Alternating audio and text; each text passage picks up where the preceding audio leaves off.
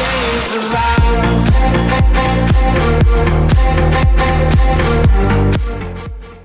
Hello and welcome to the Tottenham America channel. Today we will be giving you our instant reactions to Japan's 2-1 win against Spain, which sees both of these two teams qualify for the round of 16. Japan, who topped the group, and Spain, who finished second with just an edge over Germany because of their goal differential, and most of it coming from their 7-0 win against Costa Rica. So both of these teams have qualified for the round of 16. Japan will play against Croatia, and Spain will play against Morocco.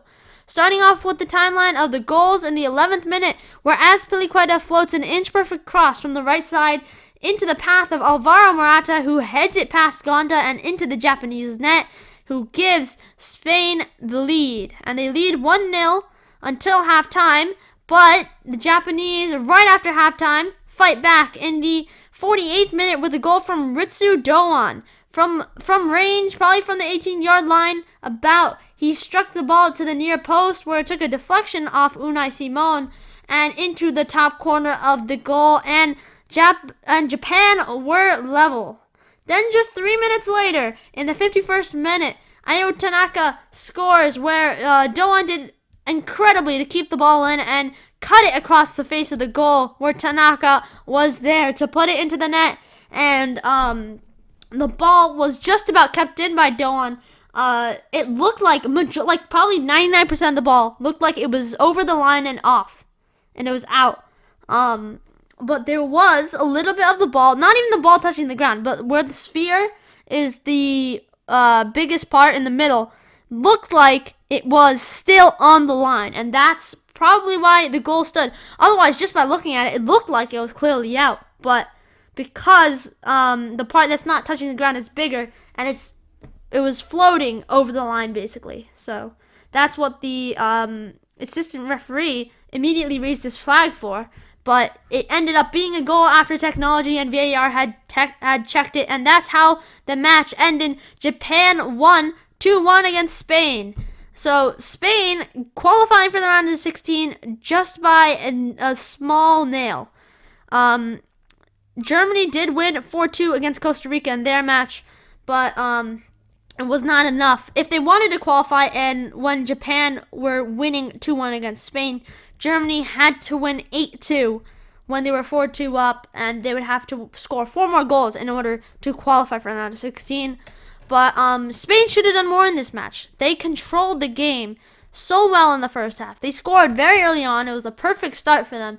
The whole first half, they had so much of the possession. Even in the second half, they had so much possession. In fact, the total possession from the entire match was 82% to Spain and 18% to Japan. That's so dominated by Spain. And Spain failed to get more than one goal out of that, especially in the first half when they had a lot more chances. They should have gotten at least another goal out of all those chances they had. Japan, on the other hand, who had only 18% possession, had 6 shots, 3 of them on target, when Spain had 12 shots, 5 of them on target. So Spain with more shots and shots on target, but Japan obviously the more clinical one. In the second half, after the Japanese had scored their second goal, they did an excellent job of sitting back and keeping their lead, and they defended brilliantly. Spain definitely should have gotten more here. In my opinion, Spain were very lucky to qualify. It was a pretty poor performance from them. It was really their defenders who were the better part. Azpilicueta was good today. Pedri was decent in midfield, and Morata was good up top. As soon as Morata went off, and I believe it was Asensio that came on, their whole attack fell apart. They were trying to build up with their tiki-taka, but it was not working. They had no striker to make those runs. Asensio was up there, but he's not a striker. He's a winger, and he doesn't make the same runs, and he doesn't have the same striker instincts that a normal striker as Morata would have. He's not a true striker, so he was essentially just standing there, Asensio. He was not making runs at all anywhere. So that was the main problem for Spain and why they didn't get the goal back that they needed. Since Morata went out, which was their only attacking outlet, really. Their other attacking outlet who did kind of well this match was Danny Olmo, but again, he's also a winger, so that's not a striker. You don't have that finishing ability, and no one has the ability to make those runs that a striker can normally make. As for Japan, they did a sensational job of defending their lead, like I said before. Their midfield was great. Tanaka was man of the match, I would say.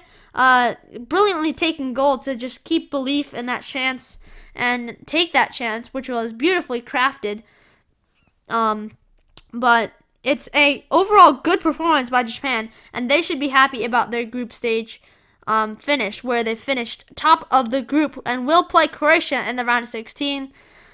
Spain, on the other hand, faced a huge scare when Costa Rica were up 2-1 against Germany, while Japan were up 2-1, which could have been a huge scare for Spain, because that would mean that Spain and Germany both wouldn't qualify, and that Japan and Costa Rica would go through, only because Costa Rica won against Japan. But the group does finish like this. Costa Rica, bottom of the table, 3 games played, 1 win, 2 losses, with a goal differential of -8, 3 points. Germany in third with 3 games played, 1 win, 1 draw, 1 loss, a goal differential of +1 and 4 points. Spain in second, 3 games played, 1 win, 1 draw, 1 loss, a goal differential of +6 and 4 points. And then, of course, Japan up top with 3 games played, 2 wins, 1 loss, and a goal differential of +1, 6 points. So Japan will see this as a brilliant game for them, brilliantly defended, and with the little chances they had, with the little of possession they had, they did amazing today to get that win and get top of the group. So that will be it for our instant reactions to Japan's 2-1 win against Spain in this last game in the group stage for both sides. Make sure you subscribe and like the video if you want to hear more of our content, and make sure you comment down below your thoughts on the match. But until next time, come on you Spurs!